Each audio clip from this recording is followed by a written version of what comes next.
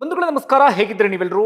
ನಾನು ಸುಬ್ರಹ್ಮಣ್ಯ ಎಸ್ ಹಂಡಿಗೆ. ಬಂಧುಗಳೇ, ತಮಿಳುನಾಡಿನಲ್ಲಿ ಅತಿ ದೊಡ್ಡ ರಾಜಕೀಯ ಬೆಳವಣಿಗೆ ಆಗ್ತಾ ಇದೆ. ಇದನ್ನ ರಾಜಕೀಯ ಭೂಕಂಪ ಅಂದ್ರೂ ಕೂಡ ತಪ್ಪಾಗ್ಲಿಕ್ಕಿಲ್ಲ. ತಮಿಳುನಾಡಿನಲ್ಲಿ ಅತಿ ಹೆಚ್ಚು ಅವಧಿಗೆ ಅಥವಾ ಸುದೀರ್ಘ ಅವಧಿಗೆ ಅಧಿಕಾರವನ್ನು ನಡೆಸಿದಂತ ಒಂದು ಪಕ್ಷ ಇದೀಗ ಅಸ್ತಿತ್ವವನ್ನ ಕಳೆದುಕೊಳ್ಳುವ ಹಂತಕ್ಕೆ ಬಂದಿದೆ. ಯಾವ ಪಕ್ಷವನ್ನ MGR ಹುಟ್ಟು ಹಾಕಿದ್ರೋ, ಯಾವ ಪಕ್ಷವನ್ನ ಜಯಲಲಿತಾ ಮುನ್ನಡೆಸಿದ್ರೋ, ಅದಾದ ಬಳಿಕ ಯಾವ ಪಕ್ಷ ಜಯಲಲಿತಾ ವಿಧಿವಶರಾದ ಬಳಿಕ ತನ್ನ ಅಸ್ತಿತ್ವವನ್ನು ಉಳಿಸಿಕೊಳ್ಳೋದಕ್ಕೆ ಹೆಣಗಾಡ್ತಾ ಇತ್ತು, ಅದೇ ಪಕ್ಷ ಇದೀಗ ಸಂಪೂರ್ಣವಾಗಿ ಅಸ್ತಿತ್ವವನ್ನೇ ಕಳೆದುಕೊಳ್ಳುವ ಹಂತದವರೆಗೆ ಬಂದಿದೆ. ಯಾವ ಪಕ್ಷಕ್ಕೋಸ್ಕರ ಅಣ್ಣಾಮಲೈರನ್ನ ಬಿಜೆಪಿ ಮೂಲೆ ಗುಂಪು ಮಾಡಿತ್ತೋ ಆ ಪಕ್ಷದ ಸ್ಥಿತಿ ಈ ಹಂತಕ್ಕೆ ಬಂದಿದೆ. ಆ ಪಕ್ಷ AIADMK. ಈ ಮಾತನ್ನ ಹೇಳೋದಕ್ಕೆ ಕಾರಣ ಏನಪ್ಪಾ ಅಂದ್ರೆ, ಅವರ ಶಾಸಕರಿರೋದು ಈ ಬಾರಿ 47 ಮಂದಿ. ಆ 47 ಮಂದಿಯಲ್ಲಿ 30 ಮಂದಿ ಬಂಡಾಯವನ್ನ ಎದ್ದಿದ್ದಾರೆ. ಷಣ್ಮುಗಂ ನೇತೃತ್ವದಲ್ಲಿ ಇದೀಗ TVK ವಿಜಯರಿಗೆ ಬಹಳ ಸ್ಪಷ್ಟವಾಗಿ ಬೆಂಬಲವನ್ನ ಘೋಷಣೆ ಮಾಡ್ತಾ ಇದ್ದಾರೆ. ಇನ್ನಿಬ್ಬರು ಶಾಸಕರಾದ್ರೆ, ಈಗ 30 ಆಗಿದ್ದಾರೆ ಅವರ ಪಡೆಯಲ್ಲಿ, ಅದು 32ಕ್ಕೇನಾದ್ರೂ ಆಯ್ತು ಅಂತಾದ್ರೆ ಇಡೀ ಪಕ್ಷದ ಕಂಟ್ರೋಲ್ ಅನ್ನ ಷಣ್ಮುಗಂ ತೆಗೆದುಕೊಂಡು ಬಿಡ್ತಾರೆ. ಮುಂದೊಂದು ದಿನ ಅವರು TVK ಜೊತೆಗೆ ವಿಲೀನ ಆದರೂ ಕೂಡ ಅಚ್ಚರಿ ಇಲ್ಲ. ಈ ಮೂಲಕ ಅವರು ಘೋಷಣೆ ಮಾಡಿದ್ದಾರೆ, ನಾವು NDA ಇಂದ ಹೊರಗಡೆ ಬಂದಿದ್ದೇವೆ ಎನ್ನುವಂತ ರೀತಿಯಲ್ಲಿ. ಅದಕ್ಕೆ ಸಂಬಂಧಪಟ್ಟ ಒಂದಷ್ಟು ವಿವರವನ್ನ ಗಮನಿಸ್ತಾ ಹೋಗೋಣ. ಇದೊಂದು ರೀತಿಯಲ್ಲಿ ಅಣ್ಣಾಮಲೈಗೆ ಸಂಬಂಧಪಟ್ಟ ಹಾಗೆ ಬಹಳ ಚರ್ಚೆ ಆಗ್ತಾ ಇತ್ತಲ್ಲ. ಇದೀಗ ಅಣ್ಣಾಮಲೈಗೆ ಯಾಕೋ ಪ್ಲಸ್ ಆಗುವ ರೀತಿಯಲ್ಲೂ ಕೂಡ ಕಾಣಿಸ್ತಾ ಇದೆ ಬಿಜೆಪಿ ಅಂತ ಬಂದಾಗ. ಇನ್ನು TVK ಅಂತ ಬಂದಾಗ ಅವ್ರು ಇನ್ನಷ್ಟು ಸ್ಟ್ರಾಂಗ್ ಆಗ್ತಾ ಇದ್ದಾರೆ. ಮುಂದಿನ ದಿನಗಳಲ್ಲಿ ತಮಿಳುನಾಡಿನಲ್ಲಿ ಒಂದು ಕಡೆಯಿಂದ TVK ಮತ್ತೊಂದು ಕಡೆಯಿಂದ DMK, ಇವೆರಡೇ ಅತಿ ದೊಡ್ಡ ಶಕ್ತಿಯಾಗಿ ಇರುವಂತಹ ಲಕ್ಷಣಗಳು ಕೂಡ ಕಾಣಿಸ್ತಾ ಇದೆ. ಹಾಗಾದ್ರೆ ಏನಾಗ್ತಿದೆ ಅನ್ನೋದನ್ನ ಗಮನಿಸ್ತಾ ಹೋಗೋಣ. ಒಂದು ವೇಳೆ ಇತ್ತೀಚಿನ ಬೆಳವಣಿಗೆ ನೀವೆಲ್ಲರೂ ಕೂಡ ಗಮನಿಸಿದ್ರೆ, ಒಂದಷ್ಟು ಹೈ ಡ್ರಾಮಾಗಳ ನಡುವೆ ವಿಜಯ್ ಮುಖ್ಯಮಂತ್ರಿಯಾಗಿ ಪ್ರಮಾಣ ವಚನ ಸ್ವೀಕರಿಸಿದ್ದಾಯ್ತು. ಅವರ ಸಂಪುಟಕ್ಕೆ 9 ಮಂದಿ ಸೇರ್ಪಡೆ ಆಗಿದ್ದು ಕೂಡ ಆಯ್ತು. ನಾಳೆ ವಿಜಯ್ ಬಹುಮತವನ್ನ ಸಾಬೀತುಪಡಿಸಬೇಕು. ಒಂದು ಸಣ್ಣ ಆತಂಕ ವಿಜಯ್ಗೆ ಇದ್ದೇ ಇತ್ತು. ಕಾರಣ DMK ಜೊತೆಗೆ ಮೈತ್ರಿ ಮಾಡಿಕೊಂಡಂತ ಪಕ್ಷಗಳು ಇವರಿಗೆ ಬೆಂಬಲವನ್ನ ಕೊಟ್ಟಿದ್ವು. ಯಾರು? ಮುಸ್ಲಿಂ ಲೀಗು, VCK, ಅದೇ ರೀತಿಯಾಗಿ ಕಾಂಗ್ರೆಸ್ಸು, ಅದೇ ರೀತಿಯಾಗಿ ಎಡಪಕ್ಷಗಳು.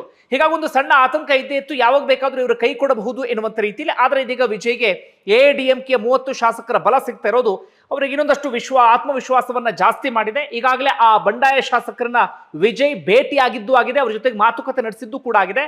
ಹೀಗಾಗಿ ನಾಳೆ ಬಹುಮತವನ್ನ ಸಾಬೀತುಪಡಿಸುವ ಸಂದರ್ಭದಲ್ಲಿ ಅವರೆಲ್ಲರೂ ಕೂಡ ವಿಜಯ್ ಬೆಂಬಲಕ್ಕೆ ಬರುವಂತ ಲಕ್ಷಣಗಳು ಕಾಣಿಸ್ತಾ ಇದೆ, ಅಥವಾ ಅಂತಹ ಬೆಳವಣಿಗೆ ಖಚಿತವಾಗಿ ಆಗುತ್ತೆ. ಅಲ್ಲಿಗೆ ವಿಜಯ್ ಸರ್ಕಾರ ಇನ್ನಷ್ಟು ಸ್ಟ್ರಾಂಗ್ ಆಗುತ್ತೆ. ಸದ್ಯಕ್ಕಂತೂ ಬೀಳುವಂತ ಯಾವುದೇ ಸಾಧ್ಯತೆಗಳು ಕೂಡ ಇಲ್ಲ ಅಂತ ಅನಿಸ್ತಾ ಇದೆ.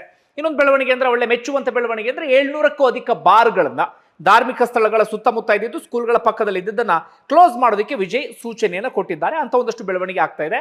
ಒಟ್ಟಾರೆಯಾಗಿ ವಿಜಯ್ ಇದೀಗ ಮುಖ್ಯಮಂತ್ರಿ, ಉದಯನಿಧಿ ಸ್ಟಾಲಿನ್ ಇದೀಗ ವಿಪಕ್ಷ ನಾಯಕ. ಮುಂದೇನು ಅನ್ನೋದನ್ನ ಕಾದು ನೋಡಿ. ಈಗ AIADMK ವಿಚಾರಕ್ಕೆ ಬರೋಣ. ಇವತ್ತಾದಂತ ಬೆಳವಣಿಗೆ ಏನು ಅಂತ ಹೇಳಿ. ಬಂಧುಗಳೇ, ಒಂದು ಹಂತಕ್ಕೆ ತಮಿಳುನಾಡಲ್ಲಿ ಯಾವ ಹಂತಕ್ಕೆ ಹೋಗಿತ್ತು ಅಂದ್ರೆ, AIADMK ಪ್ಲಸ್ DMK ಪರಮ ಶತ್ರುಗಳು ಸೇರಿ ಸರ್ಕಾರವನ್ನು ರಚನೆ ಮಾಡುವ ಹಂತಕ್ಕೆ ಹೋಗಿದ್ರು. VCKಯ ನಾಯಕ ಇದ್ರಲ್ಲ, ಅವರನ್ನು ಮುಖ್ಯಮಂತ್ರಿ ಮಾಡಬೇಕು ಅಥವಾ ಪಳನಿಸ್ವಾಮಿಯನ್ನ ಮುಖ್ಯಮಂತ್ರಿ ಮಾಡಬೇಕು ಎನ್ನುವಂತ ಒಂದಷ್ಟು ಚರ್ಚೆಗಳೆಲ್ಲವೂ ಕೂಡ ನಡೀತಾ ಇತ್ತು. ಇಂತಹ ಒಂದಷ್ಟು ಬೆಳವಣಿಗೆ ಆಗ್ತಾನೆ ಇತ್ತು. ಅದರ ನಡುವೆ TVK ವಿಜಯ್ ಅಲ್ಲಿ ಮುಖ್ಯಮಂತ್ರಿಯಾಗಿ ಪ್ರಮಾಣ ವಚನವನ್ನು ಸ್ವೀಕಾರ ಮಾಡುವಲ್ಲಿ ಯಶಸ್ವಿಯಾದ್ರು. ಆದ್ರೂ ಕೂಡ AIADMK ಸಂಬಂಧಪಟ್ಟಾಗ ಬಹಳ ಚರ್ಚೆ ಆಗ್ತಾ ಇತ್ತು. AIADMK ಹೋಳಾಗುತ್ತೆ, ಇಬ್ಬಾಗ ಆಗುತ್ತೆ, ಒಂದಷ್ಟು ಮಂದಿ ವಿಜಯ್ ಬೆಂಬಲಕ್ಕೆ ನಿಲ್ಲುವಂತ ಸೂಚನೆಯನ್ನ ಕೊಡ್ತಾ ಇದ್ದಾರೆ ಅಥವಾ ಆಸೆಯನ್ನ ತೋರಿಸ್ತಾ ಇದ್ದಾರೆ ಎನ್ನುವಂತ ರೀತಿಯಲ್ಲಿ. ಆದ್ರೆ ಒಳಗೊಳಗೆ ಒಂದಷ್ಟು ಬೆಳವಣಿಗೆಗಳೆಲ್ಲವೂ ಕೂಡ ಆಗುವಂತ ಸಂದರ್ಭದಲ್ಲೇ ಇವತ್ತು AIADMKಯ ಪ್ರಮುಖ ನಾಯಕ ಷಣ್ಮುಗಂ ಮಾಧ್ಯಮಗಳ ಮುಂದೆ ಬಹಿರಂಗವಾಗಿ ಹೇಳಿಕೆಯನ್ನ ಕೊಟ್ಟೇ ಬಿಟ್ರು. ಏನು? ಒಟ್ಟು 47 ಶಾಸಕರಿದ್ದೀವಲ್ಲ, ನಾವಿದೀಗ 47ರಲ್ಲಿ 30 ಮಂದಿ ಪ್ರತ್ಯೇಕವಾಗ್ತಾ ಇದ್ದೀವಿ, ಅಥವಾ ನಾವು 30 ಮಂದಿ ಇದೀಗ TVK ವಿಜಯ್ಗೆ, ಅವರಿಗೆ ಜನಾದೇಶ ಇದೆ, ನಾವು ಬಹಿರಂಗವಾಗಿ ಬೆಂಬಲವನ್ನ ಘೋಷಣೆ ಮಾಡ್ತಿದ್ದೀವಿ ಎನ್ನುವ ರೀತಿಯಲ್ಲಿ ಬಹಳ ಸ್ಪಷ್ಟವಾಗಿಯೇ ಹೇಳಿಬಿಟ್ಟರು. ಅವ್ರು ಆ ಸಂದರ್ಭದಲ್ಲಿ ಯಾಕೆ ಹೊರಗಡೆ ಬಂದ್ವಿ ಅಂದಾಗ ಅವ್ರು ಕೊಟ್ಟಂತ ಕಾರಣ ಏನು ಅಂತಂದ್ರೆ, ನಾವು ಹಿಂದಿನಿಂದಲೂ ಕೂಡ ಹೋರಾಟವನ್ನ ಮಾಡ್ಕೊಂಡು ಬಂದಿದ್ದು DMK ಜೊತೆಗೆ ಯಾವತ್ತೂ ಕೂಡ ರಾಜ್ಯ ಆಗುವಂತ ಪ್ರಯತ್ನವನ್ನ ಪಟ್ಟಿಲ್ಲ. ನಮ್ಮ ತಳಹಂತದ ಕಾರ್ಯಕರ್ತರು ಕೂಡ DMK ವಿರುದ್ಧವೇ ಹೋರಾಟವನ್ನ ಮಾಡ್ಕೊಂಡು ಬಂದಿದ್ರು. ಆದ್ರೆ ಪಳನಿಸ್ವಾಮಿ ಮುಖ್ಯಮಂತ್ರಿ ಆಗುವಂತ ಆಸೆಯಿಂದ ಅಥವಾ ಅಧಿಕಾರದ ಆಸೆಯಿಂದ ಅದೇ DMK ಜೊತೆಗೆ ಮೈತ್ರಿಯನ್ನ ಮಾಡೋದಕ್ಕೆ ಹೊರಟಿದ್ರು ಅಥವಾ ಮೈತ್ರಿ ಮಾಡ್ಕೊಳ್ಳುವಂತ ಪ್ರಯತ್ನವನ್ನ ಪಟ್ಟಿದ್ರು. ಹೀಗಿರುವಾಗ ನಾವದಕ್ಕೆ ಹೇಗೆ ಬೆಂಬಲ ಕೊಡೋದಕ್ಕೆ ಸಾಧ್ಯ ಆಗತ್ತೆ, ನಾವದಕ್ಕೆ ಹೇಗೆ ಜೊತೆಗೆ ನಿಂತ್ಕೊಳ್ಳೋಕ್ಕಾಗತ್ತೆ ಎನ್ನುವಂತ ರೀತಿಯಲ್ಲಿ ಅವರು ಹೇಳೋದು. ಅಷ್ಟು ಮಾತ್ರ ಅಲ್ಲ, ಮುಂದುವರೆದು ಇವತ್ತು ಅಲ್ಲಿನ ವಿಧಾನಸಭೆಯಲ್ಲೂ ಕೂಡ ಒಂದಷ್ಟು ಬೆಳವಣಿಗೆಗಳಲ್ಲೂ ಕೂಡ ಆಯ್ತು. ವೇಲುಮಣಿ ಎನ್ನುವಂತ ನಾಯಕನನ್ನ ತಮ್ಮ ಶಾಸಕಾಂಗ ಪಕ್ಷದ ನಾಯಕ ಅಂತ ಹೇಳಿ ಷಣ್ಮುಗಂ ನೇತೃತ್ವದ ಶಾಸಕರು 30 ಶಾಸಕರು ಘೋಷಣೆಯನ್ನು ಕೂಡ ಮಾಡಿಬಿಟ್ರು. ನಮಗೆ ಪ್ರತ್ಯೇಕವಾದಂತ ಶಾಸಕಾಂಗ ಪಕ್ಷದ ನಾಯಕ ಎನ್ನುವಂತ ರೀತಿಯಲ್ಲಿ. ಈಗ ಪಳನಿಸ್ವಾಮಿ ವಿಚಲಿತರಾಗಿದ್ದಾರೆ. ಮುಂದೆ ಏನ್ ಮಾಡಬೇಕು ಎನ್ನುವ ರೀತಿಯಲ್ಲಿ ಅವ್ರ ಜೊತೆಗೆ ಈಗ 17 ಶಾಸಕರಿದ್ದಾರಲ್ಲ ಪಳನಿಸ್ವಾಮಿ ಜೊತೆಗೆ, ಇವ್ರ ಜೊತೆಗೆ ಈಗ 30 ಶಾಸಕರಿದ್ದಾರೆ. ಈಗ 2/3 ಮೆಜಾರಿಟಿ ಬಂತು ಅಂತಾದ್ರೆ ಪಕ್ಷದ ಕಂಟ್ರೋಲ್ ಇವರಿಗೆ ಸಿಕ್ಕಂತಾಗತ್ತೆ. ಇನ್ನು ಕೇವಲ 2 ಶಾಸಕರ ಬೆಂಬಲ ಬೇಕು. ಆ ಶಾಸಕರ ಬೆಂಬಲ ಯಾವ ಸಂದರ್ಭದಲ್ಲಿ ಬೇಕಾದ್ರೂ ಸಿಗುವಂತ ಸಾಧ್ಯತೆ ಇದೆ. ಅಲ್ಲಿಗೆ ಪಳನಿಸ್ವಾಮಿ ಇದೀಗ ಕಕ್ಕಾಬಿಕ್ಕಿ ಆಗುವಂತ ಪರಿಸ್ಥಿತಿ ಎದುರಾಗಿಬಿಟ್ಟಿದೆ. ಇವರೆಲ್ಲರೂ ಕೂಡ ಇದೀಗ ಟಿವಿಕೆಗೆ ಆರಂಭದಲ್ಲಿ ಬೆಂಬಲವನ್ನ ಘೋಷಣೆ ಮಾಡ್ತಿದ್ದಾರೆ. ಒಂದಿಬ್ಬರಿಗೋ ಮೂವರಿಗೋ ಸಚಿವ ಸ್ಥಾನವೂ ಕೂಡ ಸಿಗಬಹುದು. ಮುಂದೆ ಹೀಗೆ ಹೋಗ್ತಾ ಹೋಗ್ತಾ ಹೋಗ್ತಾ ಅವರು ಈ ಪಕ್ಷದ ಜೊತೆಗೆ ವಿಲೀನವೂ ಕೂಡ ಆಗಿ ಬಿಡಬಹುದು. ಹಾಗಾದ್ರೆ ಈ ಬೆಳವಣಿಗೆ ಯಾಕಾಯ್ತು?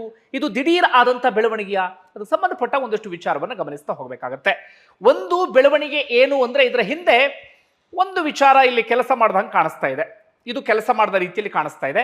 ಯಾವ ಕಾರಣಕ್ಕಾಗಿ ಅಂದ್ರೆ ನಿಮಗೆ ತಮಿಳುನಾಡಲ್ಲಿ ಲಾಟ್ರಿ ಕಿಂಗ್ ಗೊತ್ತಲ್ಲ, ಆ ಲಾಟರಿ ಕಿಂಗ್ ದಂಪತಿಯ ಅಳಿಯ ಅದವ್ ಅರ್ಜುನ, ಅವರ ಅತ್ತೆ ADMK ಪಕ್ಷದಲ್ಲಿದ್ದಾರೆ. ಅದವ್ ಅರ್ಜುನ ಟಿವಿಕೆಯ ಪ್ರಮುಖ ನಾಯಕ.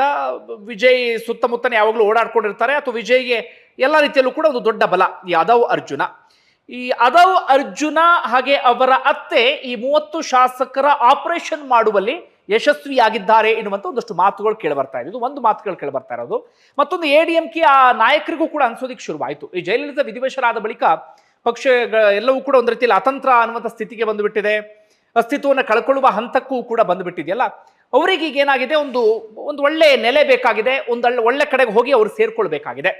ಈಗ ADMK ಪಕ್ಷ ಯಾವ ಸಂದರ್ಭದಲ್ಲಿ ಏನು ಬೇಕಾದರೂ ಆಗ್ಬಹುದು. ಆಗ ಅವರ ಕಣ್ಣಿಗೆ ಕಂಡಿದ್ದೆ TVK ಪಕ್ಷ. ತಮ್ಮ ಭವಿಷ್ಯವನ್ನು ಕೂಡ ಮನಸ್ಸಿನಲ್ಲಿ ಇಟ್ಕೊಂಡು ಈಗ TVKಗೆ ಬೆಂಬಲವನ್ನ ಘೋಷಣೆ ಮಾಡ್ತಾ ಇದ್ದಾರೆ. ಹೀಗಾಗಿ ಇದು ಇನ್ನೊಂದಷ್ಟು ನಾಟಕೀಯ ಬೆಳವಣಿಗೆಗೆ ಕಾರಣ ಆಗುವಂತ ಎಲ್ಲ ಲಕ್ಷಣಗಳು ಕೂಡ ಇದೆ. ಈಗ ಏನಾಗುತ್ತೆ ಅಂದ್ರೆ ಅವರಿಗೆ 2/3 ಮೆಜಾರಿಟಿ ಸಿಕ್ಕಿಲ್ಲ ಅಂತಾದ್ರೆ ಅವರನ್ನ ಉಚ್ಚಾಟನೆ ಮಾಡುವಂತ ಅವಕಾಶವೂ ಕೂಡ ಇರುತ್ತೆ. ಹೀಗಾಗಿ ಅವರು 2/3 ಮೆಜಾರಿಟಿ ಪಡೆಯುವಂತ ಸಾಧ್ಯತೆಯೂ ಕೂಡ ಇದೆ. ಅದರ ನಡುವೆ ಅವರು ಇನ್ನೊಂದು ಮಾತನ್ನ ಹೇಳ್ತಿದ್ದಾರೆ, ನಾವು ಪಕ್ಷದಿಂದ ಹೊರಗಡೆ ಹೋಗಿಲ್ಲ, ನಾವು ಶಾಸಕಾಂಗ ಪಕ್ಷದ ನಾಯಕರನ್ನು ಘೋಷಣೆ ಮಾಡಿದ್ದೇವೆ, ಜೊತೆಗೆ ವಿಜಯ್ಗೆ ನಾವು ಬೆಂಬಲವನ್ನ ಕೊಡ್ತಿದ್ದು, ಬಾಹ್ಯ ಬೆಂಬಲವನ್ನ ಕೊಡ್ತಿದ್ದೇವೆ ಎನ್ನುವಂತ ರೀತಿಯಲ್ಲೂ ಕೂಡ ಹೇಳ್ತಿದ್ದಾರೆ.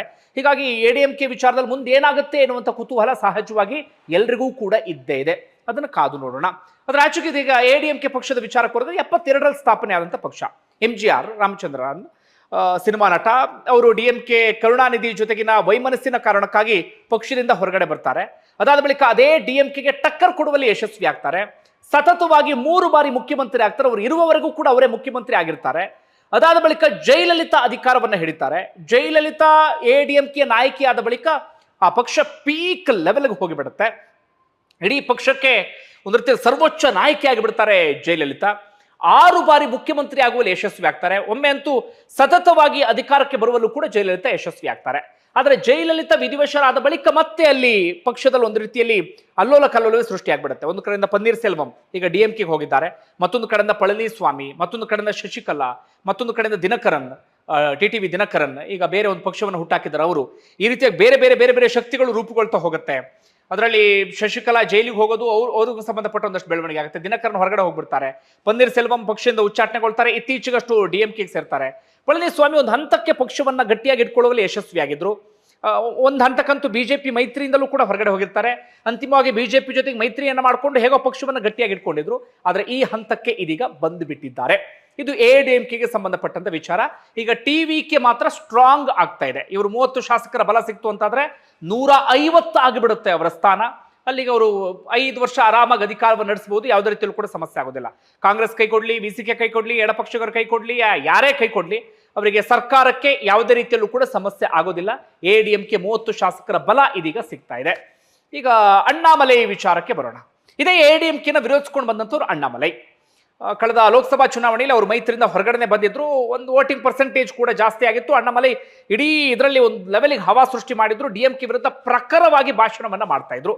ಆದರೆ ಇದೇ ADMK ಷರತ್ತು ವಿಧಿಸಿದಂತ ಕಾರಣಕ್ಕಾಗಿ ಅಣ್ಣಾಮಲೈ ಕೊನೆಗೆ ಚುನಾವಣೆಯಲ್ಲಿ ಸ್ಪರ್ಧೆಯನ್ನೇ ಮಾಡದ ಹಂತಕ್ಕೆ ಹೋಗಿಬಿಟ್ಟಿದ್ರು.